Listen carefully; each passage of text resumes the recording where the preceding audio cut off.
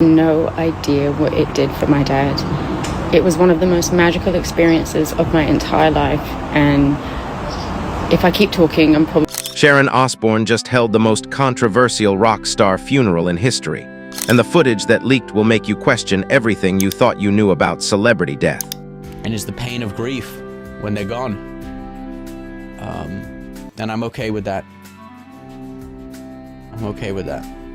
Because when the Prince of Darkness died, his widow threw out every single rule about how rock legends are supposed to be buried. No pyrotechnics, no Black Sabbath soundtrack thundering through cathedral speakers, no army of leather-clad mourners throwing devil horns in tribute. Instead, Sharon Osbourne did something so shocking that half the music industry walked out of Ozzy's funeral in disgust, and the other half sat there wondering if they were at the wrong service entirely. She played hymns, old-fashioned, traditional hymns from the Birmingham church where Ozzy sang in the choir as a boy.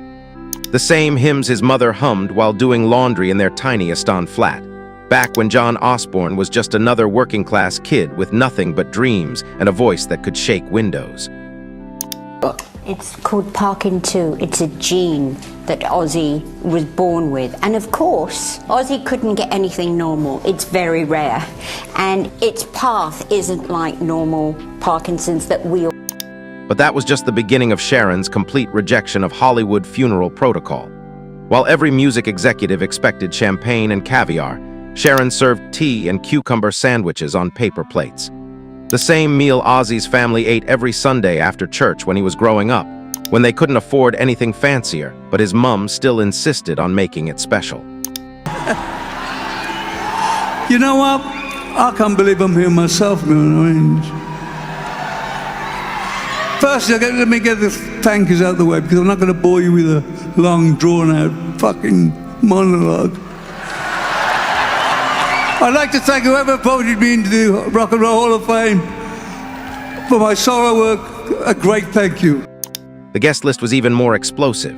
Sure, the rock royalty showed up members of Black Sabbath, fellow metal legends, industry big shots who'd made millions off Ozzy's madness. But Sharon had also invited 50 factory workers from Birmingham. Guys who knew Ozzy before he was famous, who worked alongside his father, who remembered when John Osborne was just the weird kid from down the street who sang too loud and dreamed too big. These weren't people you'd expect at a celebrity funeral. They wore their best suits, the kind you pull out for weddings and funerals and nothing else. They didn't know how to act around famous people, didn't understand why cameras were everywhere, didn't care about getting selfies with rock stars. They just came to say goodbye to Jack Osbourne's boy, the one who'd made something of himself but never forgot where he came from. I was shocked at the outpouring of love. We saw it all. We read all the letters. I speak for the family when I say this, is that we are so grateful for that. The tension in that room was thick enough to cut. You could see it on Kelly's face, the way she kept looking around like she'd walked into someone else's funeral by mistake. Jack was visibly uncomfortable, whispering to his wife about why his mother was embarrassing Dad's memory like this. Even Amy, who usually stayed out of family drama, looked confused by the whole production. Industry executives started checking their phones, making excuses to step outside, some of them literally walking out before the service ended. These people expected a spectacle, a final Ozzy Osbourne show that would trend on social media for weeks. Instead, they got a working-class funeral that felt more like a family gathering than a celebrity send-off. But Sharon didn't care who left or who stayed. She sat in the front row, holding a worn piece of paper, reading directly from it every time someone questioned her choices. When the funeral director asked about playing Ozzy's hits, she consulted the paper and said no. When the florist suggested arrangements shaped like guitars and bats, she looked at her notes and ordered simple white lilies instead. Rhodes. Because if I hadn't met Randy Rhodes, I don't think I'd be sitting here now. And more than that, my wife Sharon saved my life. And my grandbabies and I love them all. So, with all that, I'm gonna get on with the show and hand it back to Jack. Thank you. The most shocking moment came during the eulogy. Everyone expected Sharon to talk about Ozzy's legendary career, his impact on music, his place in rock history. Instead, she told stories about John. How he still called his mother every Sunday until the day she died. How he secretly paid the heating bills for elderly neighbors every winter. How he cried watching movies about kids who didn't fit in because he never stopped feeling like that Birmingham boy who was different from everyone else. Music industry veterans shifted uncomfortably in their seats. This wasn't the Ozzy Osbourne they'd marketed for 50 years. This wasn't the Prince of Darkness who sold millions of records. This was just a man who'd struggled and survived and tried his best to be good to people, even when the world wanted him to be a monster. Family members were clearly struggling with Sharon's choices. You could see Kelly wiping away tears, but whether they were from grief or frustration was impossible to tell. Jack kept glancing at his mother with an expression that mixed confusion with something that looked almost like betrayal. I think he was so influential. He was such an inspirational person. I think he really impacted everyone here, especially in Birmingham as well. It's like you can really feel now that he's not here anymore. You can feel like the impact of it, and it really does. You know, he inspired a lot of people, and he. The final shock came at the end of the service. Instead of inviting people to share memories of Ozzy the rock star, Sharon asked if anyone wanted to share memories of John from Birmingham. There was no inside toilet. There was a bucket to pee in at the end of the... One by one, those factory workers stood up. They talked about a kid who was kind to the weird kids, who shared his lunch money with classmates who had less, who dreamed big but never looked down on people who dreamed small. As mourners filed out, you could hear the whispers. Industry people muttering about Sharon losing her mind with grief or dishonoring Ozzy's legacy. Family friends wondering if this was really what he would have wanted. Even some of Ozzy's closest collaborators seemed bewildered by the whole experience. But Sharon just sat there in that front row, clutching that piece of paper. And for the first time since Ozzy died, she was smiling. Because she knew something nobody else in that room knew yet. Something that would soon tear the Osbourne family apart and change everything they thought they understood about the man they'd loved, feared, and followed for decades. That piece of paper wasn't just funeral notes. It was a secret letter from Ozzy himself, written specifically for this moment. And his children had never seen it before. 3 days after that controversial funeral, Sharon finally sat her children down to show them the secret letter that had guided every single one of her shocking decisions. What started as a simple family meeting in Sharon's living room exploded into the biggest fight in Osbourne family history, and the wounds from that day are still bleeding. Because that letter didn't just contain Ozzy's funeral wishes. It contained instructions so devastating, so completely opposite of everything his children expected, that Kelly accused her mother of forging the entire thing just to torture the family during their grief. The letter was 17 pages long, handwritten in Ozzy's shaky but unmistakable scrawl, dated just 6 months before he died. And the very first instruction made Jack Osbourne lose his mind completely. All stage costumes, guitars, and performance memorabilia to be donated immediately to Birmingham community music programs for underprivileged youth. No family member is to keep any items for sentimental purposes. Jack exploded before Sharon could even finish reading the sentence. Are you kidding me right now? Dad's guitars, his leather jackets, the costumes from his biggest tour, he wants to give them all away to strangers instead of his own family. But Sharon kept reading and it got worse, much worse. The letter specifically requested that none of his children receive his platinum albums, his Grammy awards, or any of the memorabilia that proved his legendary status. Instead, those items were to be auctioned off, with all proceeds going to addiction recovery centers and mental health programs for musicians. Kelly started crying immediately. Mom, this is insane. These aren't just awards, they're our father's legacy. They're supposed to stay in our family forever. This has to be fake. That's when Sharon pulled out her phone and played the first voice recording. Ozzy's weak but determined voice filled the room. Kelly, princess, if you're hearing this, it means your mother kept her word about reading my letter. I know this hurts, but I need you to understand something. Those awards were never mine to keep. They belonged to the character I played, not to the father who loved you. The recording continued with words that shattered Kelly completely. Every time you look at those trophies, you see Ozzy Osbourne, the rock star. But when I look at them, all I see is John from Birmingham who got lucky. I don't want my grandchildren growing up thinking they have to live up to some impossible legend. I want them to know they're already enough just being themselves. But the real nuclear bomb was still coming. Ozzy's letter contained detailed instructions about his entire estate, and his children were about to discover they'd been cut out of almost everything. The Ozzy Osbourne music catalog, worth hundreds of millions, wasn't going to Jack, Kelly, and Amy. It was going into a trust that would fund music education programs in working-class communities around the world. The royalties from Crazy Train and Mr. Crowley and every other hit that made Ozzy a household name would now pay for instruments and lessons for kids who couldn't afford them otherwise. Jack went ballistic. So we get nothing. 50 years of Dad building this empire, and random kids we've never met get it instead of his own children.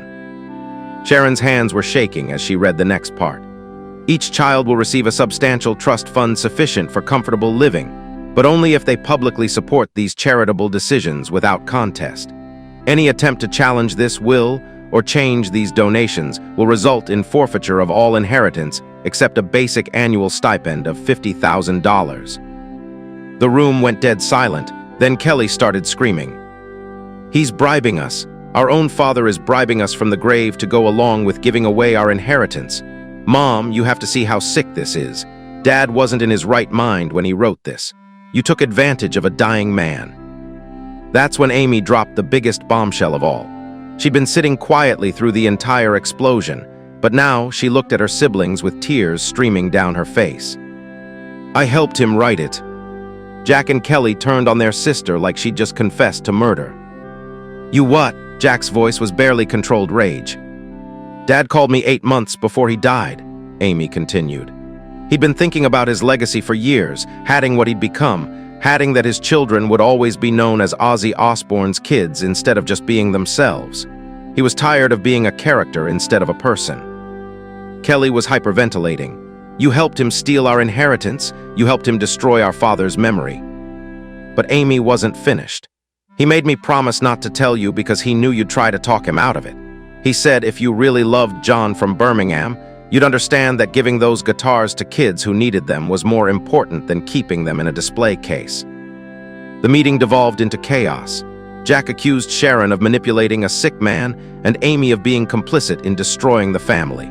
Kelly threatened to hire lawyers and fight the entire will in court. Amy begged everyone to calm down and try to understand what their father was really asking for. But Sharon had one more recording to play, and this one was addressed to all 3 children together. "If you're fighting about this letter, you've missed the whole point. I'm not taking anything away from you. I'm trying to give you something I never had. The freedom to be yourselves without carrying the weight of someone else's legend. The charity work, the donations, the simple funeral, it's all about showing the world that being human is enough. You don't have to be larger than life to matter." His voice cracked on the recording. "I spent 50 years being Ozzy Osbourne because I was afraid John from Birmingham wasn't interesting enough. Don't make the same mistake. Don't spend your lives trying to live up to a ghost." The family meeting ended with Jack storming out, Kelly sobbing uncontrollably, and Sharon sitting alone wondering if honoring her husband's deepest wishes had just cost her all 3 of her children. Because within a week, the lawyers were involved, the media was circling, and the Osbourne family war was about to go public in the most devastating way possible. What Sharon never told anyone during that explosive family meeting is the devastating backstory that explains why Ozzy made such shocking final wishes. Because his unconventional funeral and charitable donations weren't random acts of humility. They were the desperate final attempt of a man trying to heal a wound that had been bleeding in his soul for over 60 years. The truth started coming out 2 weeks after the family war began, when Sharon found herself defending her husband's choices to reporters who couldn't understand why the Prince of Darkness wanted to die like an ordinary person. That's when she finally revealed the secret shame that had haunted Ozzy his entire life, the childhood trauma that fame and fortune never managed to fix. Ozzy Osbourne spent his entire career overcompensating for one terrifying belief, that he was a fraud. Not musically, he knew he could sing, knew he could perform, but personally. Deep in his core, no matter how many stadiums he sold out or how many millions of records he moved, Ozzy was still that poor kid from Aston who was convinced everyone would eventually figure out he didn't deserve any of it. The shame started early. While other kids in Birmingham had fathers who worked steady jobs and mothers who could afford proper school uniforms, Ozzy's family was so poor they sometimes didn't have electricity. His father bounced between factory jobs. His mother took in washing to make ends meet. and young John Osborne wore the same threadbare clothes to school day after day, while richer kids mocked him for smelling like poverty. But the real damage came from something most people never knew about Ozzy's childhood. When he was 12 years old, his class took a field trip to a local music conservatory where wealthy Birmingham families sent their children for proper musical education. Ozzy watched kids his own age play instruments worth more than his family's annual income, singing in perfect harmonies learned from expensive private tutors. That day, a teacher at the conservatory heard Ozzy humming along to one of the pieces and asked him to sing solo. His voice was already powerful, already distinctive, even at 12. The other kids fell silent when he sang, amazed by this rough, working-class boy who sounded better than any of their trained voices. But instead of encouragement, Ozzy got humiliation. The teacher smiled condescendingly and said, "You have natural talent, but of course, that's all you'll ever have. Proper musical training requires proper resources, which your sort of family simply doesn't possess." Those words shattered something in Ozzy that never fully healed. Your sort of family. Like being poor made him genetically inferior, like poverty was a character flaw instead of a circumstance. From that day forward, Ozzy lived in terror that success would expose him as an imposter. Every achievement felt temporary, every accolade felt undeserved. The more famous he became, the more convinced he grew that eventually someone would point at him and say, "Wait, this is just that poor kid from Aston. He doesn't belong here." Sharon discovered the depth of this trauma early in their marriage, but not through anything Ozzy told her directly. She found out because of his secret trips back to Birmingham. For decades, throughout their entire relationship, Ozzy would disappear during tour. Sharon thought he was having affairs, drinking binges, mental health crises. The truth was somehow more heartbreaking. He was sneaking back to his old neighborhood, walking the streets where he grew up, desperately trying to prove to himself that he hadn't forgotten his roots. But these weren't nostalgic visits. They were acts of penance. Ozzy would find elderly neighbors who remembered his family and quietly pay their utility bills. He'd track down kids from families like his own and anonymously fund their school supplies. He'd sit in the same church where he'd sung as a boy and leave enormous donations in the collection plate, always unsigned, always secret. Sharon followed him once in the early 90s, worried he was having another breakdown. She watched her husband, one of the most famous rock stars in the world, sitting alone on a bench in a rundown Birmingham park, crying like a child. When she approached him, he looked up with tears streaming down his face and said, "I keep waiting for them to take it all away, Sharon. I keep waiting for someone to say it was all a mistake." That's when she realized the Prince of Darkness persona wasn't just a stage act, it was armor. Every outrageous stunt, every shocking headline, every bat-biting moment was Ozzy screaming at the world. "Look how special I am. Look how different. Surely someone this extraordinary can't be just a poor kid who got lucky." But the armor never worked. Success made the fear worse, not better. The bigger Ozzy's fame grew, the more terrified he became that people would discover he was ordinary underneath it all. He lived every day expecting to be exposed as unworthy of the life he'd built. The charitable donations in his will weren't about being humble. They were about finally admitting what he'd always believed, that his success belonged to luck and circumstance, not to any special worthiness. By giving his guitars to poor kids who couldn't afford instruments, he was saying, "This should have been yours all along." The simple funeral, the working-class guest list, the rejection of rock star pageantry, it was all Ozzy finally surrendering to the truth he'd been running from his entire career. He wasn't the Prince of Darkness. He wasn't a larger-than-life legend. He was just John from Birmingham who'd been blessed with a voice and cursed with shame about deserving the life that voice gave him. Sharon's choice to honor these wishes, despite the family chaos it caused, was her way of finally setting her husband free from 60 years of feeling like a fraud. Because she understood something his children didn't yet grasp. Sometimes the greatest act of love is helping someone stop pretending to be more than human and letting them rest as exactly who they always were. 6 months after the Osbourne family war began, something incredible started happening that nobody saw coming. Sharon's controversial choice to honor Ozzy's humble final wishes didn't just heal her husband's tortured soul. It triggered a revolution in how celebrities think about death, legacy, and what really matters when everything else is stripped away. The first sign came when Johnny Depp's representatives quietly contacted Sharon's lawyers. Depp had been planning a traditional Hollywood funeral for when his time comes massive public memorial, celebrity guest list. tributes from fellow actors. But after hearing about Ozzy's simple burial and charitable donations, he completely rewrote his will. Instead of a spectacle, he now wants his wealth to fund arts programs for kids who can't afford them, just like Ozzy did with his guitars. Then came Keith Richards, then Paul McCartney, then a dozen other aging rock legends who suddenly realized they'd been planning funerals for their public personas instead of their actual selves. Within months, entertainment lawyers were reporting a massive trend of celebrities rewriting their wills, choosing authenticity over pageantry, charitable giving over family inheritance battles. But the real proof that Sharon made the right choice came from an unexpected source: the kids receiving Ozzy's donated instruments. The Birmingham Community Music Program sent Sharon letters from teenagers who'd received Ozzy's guitars, and reading those letters finally helped his own children understand what their father was really trying to do. One letter from a 16-year-old girl named Emma hit Kelly particularly hard. "My family has been on benefits my whole life. My dad works 2 jobs, but we still can't afford anything extra. When they gave me Ozzy's guitar from the Blizzard of Oz tour, I cried for 3 hours. Not because it's famous, but because someone believed a girl like me deserved to make music. I've been practicing every day, and I'm writing songs about being proud of where I come from instead of ashamed. Thank you for giving me permission to be myself."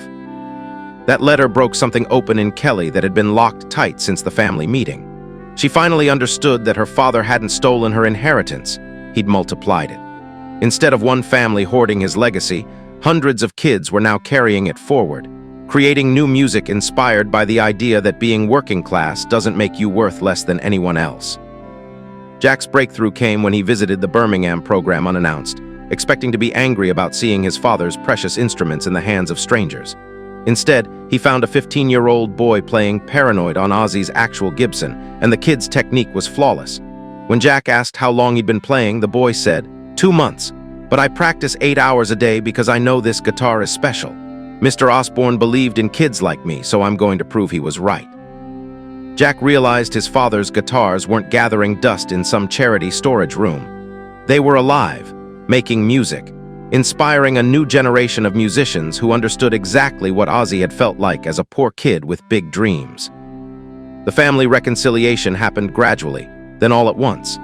Amy organized a surprise visit to one of the addiction recovery centers funded by Ozzy's royalties, and Sharon, Jack, and Kelly went together for the first time since their explosive fight.